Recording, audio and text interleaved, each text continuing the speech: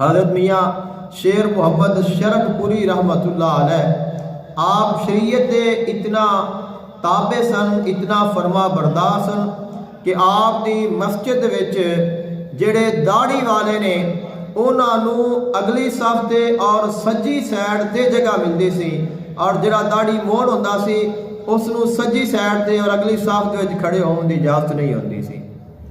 اور ایک ذیلدار آیا اور اس نے داڑھی بنائی ہوئی سی، اور اس نے کیا کہ میں چونکہ ذیلدار بہت بڑا اس وقت عہدہ ہوندا سی، تو اس نے آ کے اگلی صف وچ کھڑے ہون دا ارادہ فرمایا، کھڑا ہو گیا تو آپ نے فرمایا کہ پچھلی صف تے چلا جا۔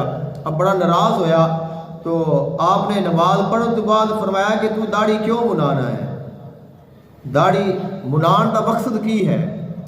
تو فرمایا کہ داڑھی منان دا مقصد اے وے کہ لوگاں نو پتہ لگے کہ تیری عمر تھوڑی ہے، تو اجے چھوٹا ہے، تو وڈا نہیں ہویا ہے۔ تو فرمایا کہ جدوں تو چھوٹا ہے تو پھر پیچھے کھو، اگلی صف وچ وڈیاں نو ہی آ کے کھڑا ہون دے۔ تو اے آپ دا شریعت دے نال اور آقا علیہ الصلوۃ والسلام دے دین دے نال پیار سی۔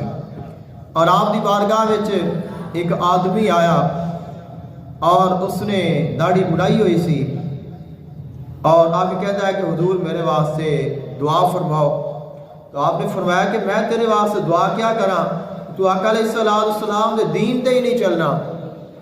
اور آپ جلال ویسن آپ نے پکڑیا اور 2-4 اس نے لگا دیتیاں۔ فرمایا کہ کیا تو کلمہ محمد رسول اللہ دا پڑھنا ہے کہ تو انگریز دا کلمہ پڑھنا ہے؟ اگر تو کلمہ محمد دا پڑھنا ہے تو پھر طریقہ بھی محمد دا ہی اپنا، پھر انگریزاں دی غلامی کیوں کرنا ہے؟ تو آپ نے فرمایا کہ تو کس دے نال آیا ہے؟ اب ان دا نام سی بہاؤالدین اس شخص دا۔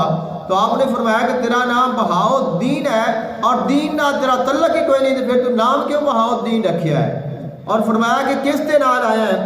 تو دسیا کہ حضور میں فلاں دے نال آیا، اس کا نام سی حسین۔ تو فرمایا کہ جدو اس نے ویکھیا تے اس نے بھی داڑھی منائی ہوئی، تو فرمایا کہ تیرا نام جو حسین ہے تو حسین والی شکل دا بنا کے رکھ، اور اس نے بھی آپ نے لگائیاں۔ اور فرمایا کہ تیرے جڑے باپ دادا نے وہ اللہ تعالیٰ دے ولی سن، انہاں دے مزارات نے، لوگ انہاں دیاں قبراں نو سلام کرتے ہیں، اور تو حضور دے دین نو ہی چھڑ کے پرا جا بیٹھا ہے۔ فرمایا کہ پھر محمد رسول اللہ نہ پڑھیا کر، پھر انگریز رسول اللہ پڑھیا کر، اور جو لندن ہے اس نو کعبۃ اللہ پڑھیا کر، کیونکہ تیری سیرگاہ تو لندن ہے اور تو ساری تعلیمات انگریز کو لے رہے ہیں، اور پھر تو کہنا ہے کہ میں حضور دا غلام ہاں۔ تو اگر تو محمد رسول اللہ پڑھنا ہے تو پھر محمد دی غلامی وچتا شکل و صورت دا محمد دے غلامہ والی بنا لے۔ تو اس طرح اتنے آپ شریعت دے تابع سن، اور اپنے مریدین نو آپ اس طرح تلقین فرما دے سن۔